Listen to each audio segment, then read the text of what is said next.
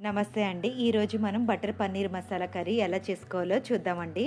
ఇది మరి రోటీలోకి చాలా బావుంటది. ఇంకా జీరా రైస్‌లోకి కూడా చాలా చాలా బావుంటదండి. మరి దానికోసం ఒక 100 గ్రామ్స్ పన్నీర్ తీసుకున్నాను. తర్వాత 2 ఉల్లిపాయలని మిక్సీలో ఏసి పేస్ట్ చేసి తీసుకున్నామండి. తర్వాత 3 టమాటోస్‌ని తీసుకొని దాన్ని కూడా ప్యూరీలాగా చేసి పెట్టుకున్నాం. కొన్ని పచ్చిమిరపకాయలు. ఇంకా ఇక్కడ కొన్ని స్పైసెస్ కూడా తీసుకున్నామండి. మిరియాలు, ఎండుమిర్చి, కరివేపాకు, లవంగ, జీలకర్ర, ఇంకా పులావ్ ఆకులు, చెక్క తీసుకున్నామండి. కొద్దిగా కారం, ఉప్పు, పసుపు కూడా తీసుకోవాలి మన టేస్ట్ తగ్గట్టు. బటర్ అనేది కంపల్సరీ ఉండాలండి. ఎందుకంటే మనం బటర్ పన్నీర్ మసాలా చేస్తున్నాం కదా! సో, ఇంగ్రీడియంట్స్ అన్నీ పెట్టుకోండి. ఇక్కడ కొద్దిగా అల్లం వెల్లుల్లి పేస్ట్ కూడా రెడీ చేసి పెట్టుకోండి. ఒక కడాయి పెట్టుకుని అందులో కొద్దిగా ఆయిల్ వేసుకోండి. ఆయిల్ బాగా వేడిగా ఉన్నప్పుడు మాత్రమే ఈ స్పైసెస్ అనేది యాడ్ చేయాలండి. ఇలా వేసిన వెంటనే ఉప్పు, కారం, పసుపు కూడా వెంటనే వేసేయాలండి. ఇది ఎక్కువసేపు ఉంచితే గనక మాడిపోయి ఫ్లేవర్ అనేది చేంజ్ అయిపోతది. అందుకనే ఆయిల్ అనేది బాగా వేడిగా ఉన్నప్పుడు ఇవన్నీ ఫాస్ట్‌గా వేసేసుకోవాలండి. 1 మినిట్ ఉంచి ఒక్కసారి దాన్ని తిప్పాలి. తిప్పేసి వెంటనే మనం రెడీ పెట్టుకున్నాం కదా! ప్యూరీ ఇంకా ఉల్లిపాయలు అవన్నీ కూడా ఒకేసారి వేసేయాలి. మనం ఇది చేసేటప్పుడు మాత్రం అన్నీ దగ్గర పెట్టుకోవాలండి. పన్నీర్‌లోని మరి కాల్షియం రిచ్‌గా ఉంటదండి. మనం ఎప్పుడు అన్నం, పప్పు అలాంటివే కాకుండా ఇలాంటి కాల్షియం ఉన్న ఫుడ్ కూడా మనం తీసుకుంటే గనక మన బాడీకి కాల్షియం అనేది మంచిగా ఉంటదండి. ఇంకా టేస్ట్ కూడా మనకి డిఫరెంట్‌గా ఉంటది. చాలా టేస్టీగా ఉంటది. ఇలాగా 5 నిమిషాల పాటు మూత పెట్టుకొని ఫ్రై చేసుకోవాలండి. ఇందులో చూపించిన విధంగా వాటర్ అంతా ఇలా అబ్జర్వ్ అయిపోవాలి.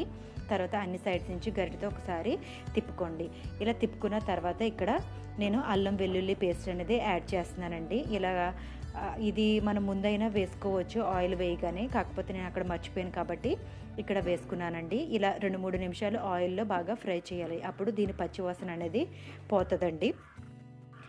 సో, ఇది టేస్ట్ అనేది చాలా బావుంటదండి. మనం ఇక్కడ ఓన్లీ స్పైసెస్ వేస్తున్నాం గానీ, మసాలా అనేది ఏమీ యూజ్ చేయట్లేదు ఇక్కడ. ఓన్లీ అల్లం వెల్లుల్లి పేస్టే వేసామండి.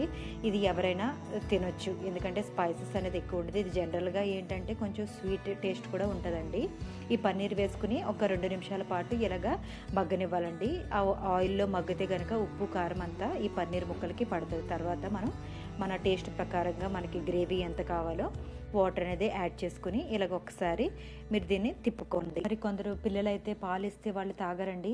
మరి వాళ్ళ బాడీకి కాల్షియం అనేది వెళ్ళదు కాబట్టి మనం అప్పుడప్పుడు ఇలాగ పన్నీర్ కర్రీ చేసి పెడితే కనుక వాళ్ళు చాలా చక్కగా తినేస్తారండి చపాతీ చేసిస్తే. ఇక్కడ మలై వేసుకోవాలండి. మలై అంటే ఏమీ లేదు, మనం పాలు కాచుకుని ఫ్రిడ్జ్లో పెడతాం కదా, అప్పుడు తిక్కు మీగడలాగా వస్తుంది కదా, ఆ మీగడని మలై క్రీమ్ అని అంటామండి. అది వేసుకోవాలి. ఒక టేబుల్ స్పూన్ వేసుకోవాలి. తర్వాత కరివేపాకు కూడా ఇక్కడ వేసుకోవాలండి. వేసుకున్న తర్వాత ఒక టేబుల్ స్పూన్ బటర్ కూడా యాడ్ చేసుకోవాలండి. దీనివల్ల మనకి లైట్‌గా స్వీట్ టేస్ట్ అనేది వస్తది.